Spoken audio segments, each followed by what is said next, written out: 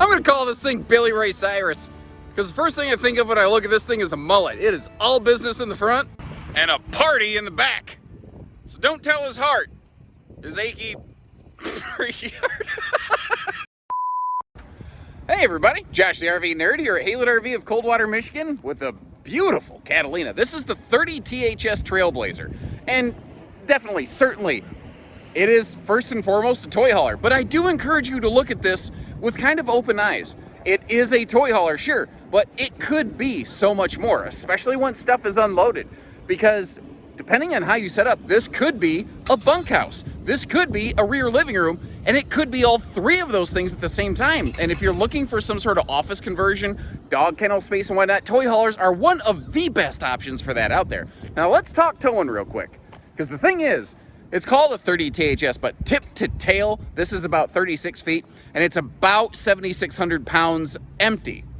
I don't consider this half-ton towable. I know that's going to be one of the very first questions. Is it half-ton towable? Let's get that right out of the way. And if you appreciate the straight shooting facts like that, if you haven't done so, subscribe and join our channel here, because I will always make sure we're putting safety before the sale. Now, that being said, who is this for? Thing is, there's not a lot necessarily of travel trailers out there that are side-by-side friendly in the toy hauler market. Now, when you get into some of the really big guys that are already the size and the weight and the cost and everything of a fifth wheel, sure. Don't get me wrong, 36 feet, that's certainly fifth wheel length, but this is what I call a crossover camper. It's not a full, massive, wide body, which does help keep the weight and the cost a little bit more in check. And that's kind of the cool thing. You get all the nice Catalina, like, family camping features wrapped up into something here that could be couples, toy hauler, bunkhouse. Man, this thing could be anything you want. And that's what's so cool about these, is their flexibility.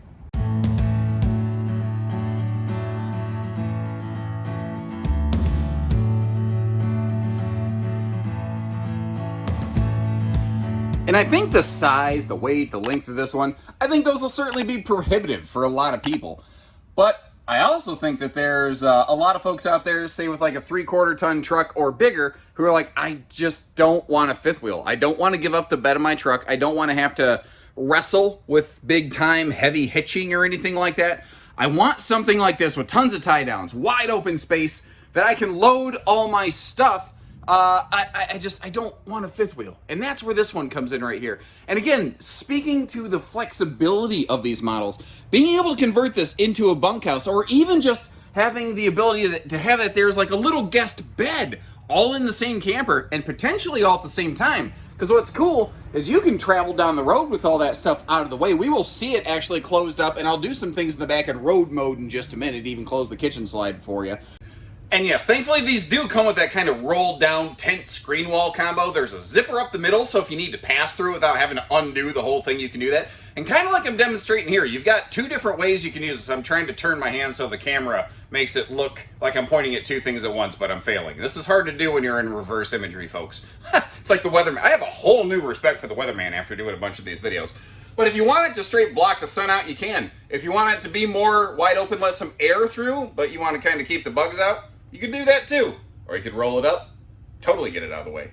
And then once it's unloaded, you can convert it into like a really cool, just into like couples or family or buddy hangout lounge. These chairs are fully free floating. You can float around wherever you want. The sun's half bathing them. So right now you'd be getting a face tan, but your legs would stay pasty white like mine. Very attractive, by the way. I hear that is very much on fleek for the season. Is that a thing we're still saying? Is on fleek still a thing? Because I hope not. Oh, I hope not. Because I swear, okay, like everything that was like last year, okay, is like totally 3 years ago. And that is so 5 years ago. Hashtag whatever this is. All in good humor, obviously. I tell you, I am... Have you ever seen the movie Gran Torino where Clint Eastwood's like, he can speak through gritted teeth, you know? I'm like the Clint Eastwood of Gran Torino of millennials. I'm technically, I guess, an elder millennial, although my generation, my age group has been called like 17 different things at this point, so I'll just go by your friendly neighborhood RV nerd. What I'm getting at is, I don't know, I've never really just meshed well with people my age. I'm old for my age, and a lot of the The new, but you know, I figured though I didn't want to get behind the times. I thought I'm gonna get ahead. I hear there's this new social media coming out. Evidently, I need to start an OnlyFans account, whatever that is. I don't know. Somebody said hashtag foot stuff would be the next big thing. Because I think what they mean is football stuff, and that's what's kind of cool. The entertainment center in this one, admittedly, is a little odd because the whole thing is just a wide open garage space, but at least the TV pivots, and it wouldn't be real. Oh, idea time. Okay, so every 16 inches on center, there's a big old wooden rafter up in that ceiling, or a truss, as it were. I would mount a flip down jumbotron of a television up there, and it would be like it would play the final countdown, and Journey would be there, and smoke and pyros and everything every time it came down. Because if you're sitting on the rear chairs or over here on the bench, kind of where I'm standing, that would be amazing. Also, right now, I suppose you could actually just leave that TV pivoted toward the window and watch TV outside. So, in a way, it's a free outside entertainment center. I don't think that's what they were really going for, however. Just back to the point when I'm not talking about nonsense, you can see just tons of tie-downs in this thing. You can really utilize the space. And again, I'm going to show you, like, what about those chairs in transit? Hang with me. I'm going to close it up and show you how everything works in road mode in just a second. For now, let's take a look at the storage, because the kitchen on this one's different. Because obviously with this one, they had to squish everything forward because the back end's just all wide open, you know? The 12-volt DC compressor fridge we're looking at here has become standard. I know that there's a lot of people in different areas of the country, especially, say, out west, southwest, they would really like something a little more off-grid friendly. A two-way fridge, a 6 cubic foot two-way fridge, gas electric, is available. They do also offer a, I believe, 100-watt extended dry camp package. That's not a permanent boondock package, keep in mind. But Catalina does offer something like that. One of the nice things about the way they've done their solar package, now admittedly more manufacturers are getting better about this, is that their, what am I wanting to say? The charge controller, it does continue to charge the batteries even when the disconnect has been flipped. Now, real quick, I got a question for you. When you're not using the sink, which way would you put the sink covers? With the notch facing the back of the sink or the notch facing the front of the sink? I think I actually kind of prefer it with the notch facing back, because I feel like that maybe gives me a little bit more use of my space. I don't know. Maybe it doesn't even matter. I'm not even sure. The reason I was telling you about that solar package and the battery disconnect, by the way, is not every manufacturer does it that way. I'm sorry. Now, backing up just a step, I realized I missed what I think is a pretty good feature when I was talking about hashtag football stuff. Anyway, up here, this isn't just like a skylight or a vent. It actually does have a fan in it. It is a powered vent. Admittedly, that is a small little 4-inch blade fan. The good news is because the wiring and everything's already run there, if you wanted to upgrade to a more powerful fan, that would actually be quite simple. One other thing I want to do here is some clarity. I always try to provide the good with the bad, full transparency whenever I can. I realized I had that shade partially drawn, and I unintentionally provided the illusion that that was a breeze window. It is not. It is a nice viewing window, and am I mistaken? Was that not there last year? Is that new for 22? I could be wrong. Speaking of new for 22, I should have talked about this sooner. The woodwork inside. The entire interior decor has been kind of touched up. It's been lightened up and brightened up. I think it looks much better personally. I like the new slide fascia.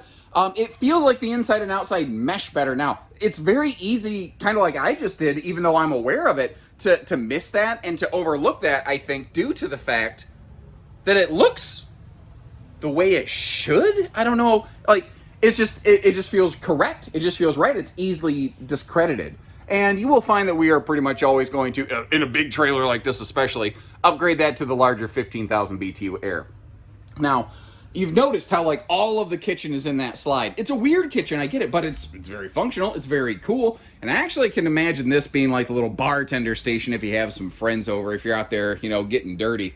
One of the other things I really like about these, all of that amazing headroom. Since this is Again, it's a little bit of a crossover, but it is extra tall, whereas a lot of crossovers, say like a Grey Wolf, some of the Wildwoods, some of the J-Flight SLXs, there's other people that have maybe similar kind of half toy hauler, half camper concepts, but they're usually not as tall as this. They went full toy hauler height here to help with that side-by-side friendliness. And that totally clear shower door right there, I think really opens the room up. By the way, cool little idea here. There are Rain-X treatments that you can use, and I found out to help keep the spots off of there. And I actually found out that you can also get, there's like specifically shower door Rain-X, so that you don't got to worry about like fumigating yourself out, because that Rain-X is like potent stuff, dude.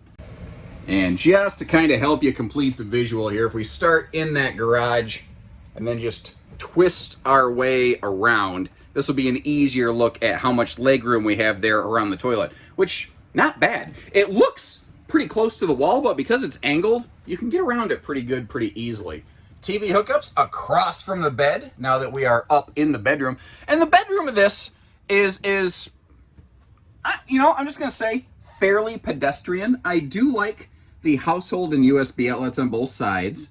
That is a Camp Queen, but holy crap, man. They left you room for a true queen and some walker on here. So if you're looking for that bigger bed, you can definitely do it. I do like, though, the full cabinet overhead instead of just a shelf. Again, it's a bunch of little things. There's nothing major in here, but I think the focus of this RV is most definitely everything that's going on in that garage, living, bunk, flex space. So what about road mode? Well, usually to me, road mode for most RVs means just closing up the slides and showing you around. But in the case of a toy hauler, I think it also means really kind of showcasing, especially in the instance like this, of an open concept, like living room, garage, combo job. How much room do I have in here? Now, with this being, again, a little bit of what I call a crossover camper, where it's still 8 foot wide, although it is extra tall, which is nice. You still get the like Happy Jack power bed lift and goes all the way up to the ceiling here. And as you're seeing, you have the choice between maximum loading height and maximum loading width. And I kind of thought, just to really show you how much room you do have in here, I thought I'd go ahead and just march around back here about 6'2", 6'3". Now, remember, it does dovetail, so if it suddenly gets taller above my head real quick, that's why. So the question becomes, what about all these little overhangy jobs? And the answer is, they barely touch my peach fuzz right there. You can see how I was a little nervous. I wasn't actually sure how that was gonna go. I'm just doing this live on camera. I've never tested this before. Now, I have learned I could come back here with a tape measure and I could try to measure every single darn thing I can possibly imagine. But there's so many different people loading so many different things, and there's a million different side-by-sides. Call us with the dimensions of your thing, and we can compare against the RV to make sure it's going to work. It's the only way I found that we can make something work for everybody. Now, these chairs can float anywhere, remember. They don't have to sit there in transit, but I thought that'd be a good way to get them out of the way. And I don't know that I've ever shown a toy hauler with the stable steps folded up, in the main entry door like this. Something a lot of people don't think about. But again, in this model with that big wide open rear garage, I think it works fine. Now, remember, the stable steps are an optional item here. You don't have to have those on the RV if you don't want them. We do stock them a lot this way here at Haylett RV. Now, with the kitchen slide closed, oops, sorry, bumping the camera into stuff. You can see how you're not going to get through the kind of going around the bathroom hallway, but since there is the kitchen to bathroom and then bathroom to bedroom door, you can absolutely snake your way through from front to back. And remember, that second entry door over here, very, very handy for travel access or overnight travel stops. And remember, you can just deadbolt the door.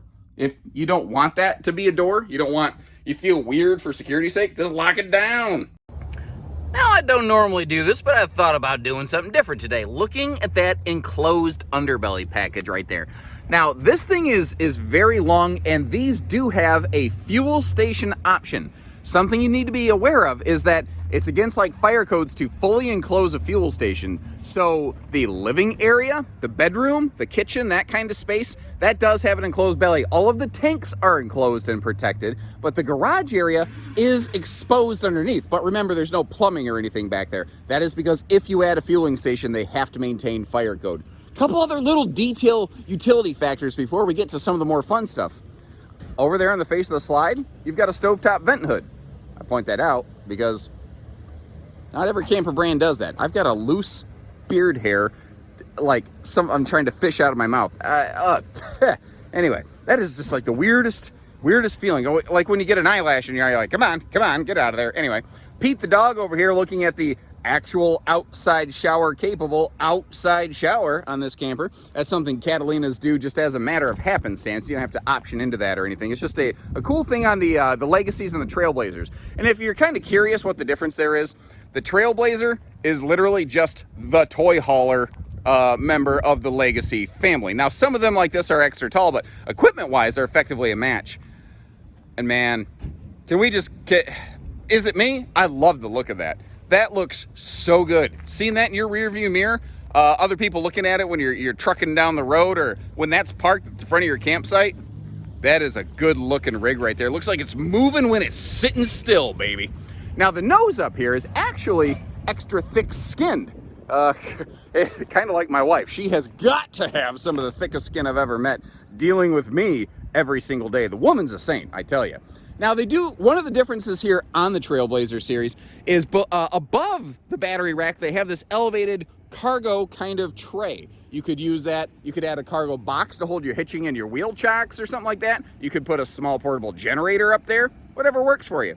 You see the little toy lock down here? Good for making sure your stuff doesn't go gallivanting around in the evening hours, but frankly, if it's gonna be super windy, it's kind of nice to tie up your patio furniture too. Now this floor plan is one of the very few that there's just too much going on. There's too much stuff tucked away here and there. Because if you think about it, most of the body of the RV is wide open and hollow for the garage. So they had to shove some things like, say, the water heater up under the bed where they normally wouldn't on a Catalina. It does mean you lose the outside pass-through compartment. This is a big, giant toy hauler. You've got nothing but cargo room. And I tell you, let's acknowledge something. The awning looks funny. Can we all agree the awning looks funny? But the thing is, most Catalinas aren't this long. And the fact is, that is like, I don't know what, an 18 or 20 foot patio awning. It's not a small awning. It's just a giant camper. And one of the neat things on these is that these have those multicolor lights. You know, it's got like 16 different colors, strobe patterns, phasing, and all that kind of different cool stuff. Now, I apologize. I said something incorrectly on this model. I said that the stable steps are optional on this one. I apologize. I forgot this is one of the models where they are absolutely positively required due to the fact that the stable steps overlap with the actual tires. There's no room for a traditional step well there. So my apologies. It's a little early at the time of this filming. I'm still waiting for the caffeine to fully kick in.